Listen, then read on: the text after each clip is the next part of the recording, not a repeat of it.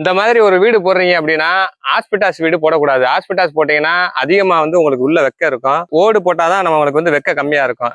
ஏன்னா ஓடுல பாத்தீங்கன்னா ஒரு சின்ன சின்ன கேப் இருக்கும். அது வழியில வெக்க எல்லாம் வெளியே மேல போயிடும். ஹாஸ்பிட்டாஸ்ல வந்து கேப்பே இருக்காது. மேல கேப் இல்லாதனால வெக்க உள்ளேயே தான் நிற்கும். செலவு அதிகமா இருந்தாலும் நீங்க ஓடு போயிருங்க. ஓடு தான் என்னைக்குமே நல்லது. ஓடோட திக்னஸ் அதிகமா இருக்கனால வெக்கையை பெரும்பாலும் உள்ள கடத்துறதுக்கு கொஞ்சம் நேரம் ஆகும். ஹாஸ்பிட்டாஸ் வந்து 6 mm 8 mm தான் இருக்கும். அதனால அதிகமா டக்குன்னு வெக்கையை உள்ள இறக்கிறோம்.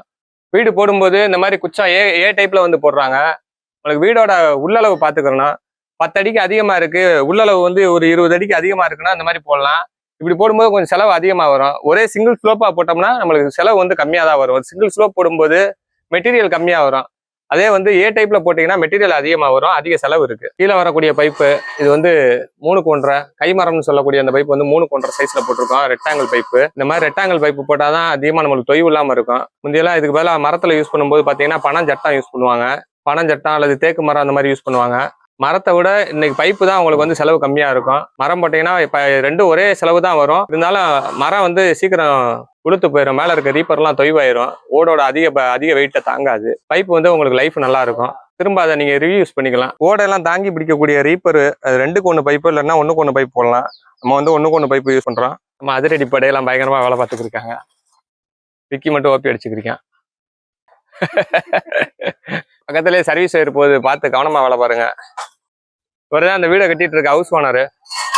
நல்ல கஸ்டமரு.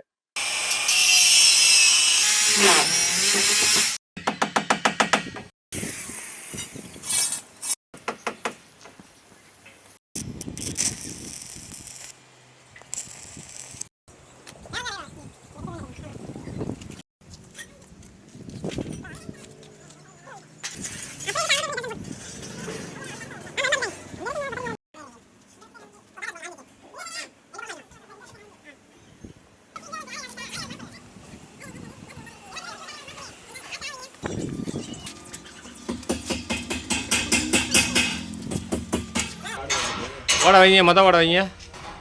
இப்போ அளவு கரெக்டாக இருக்கா? ஆ சரி.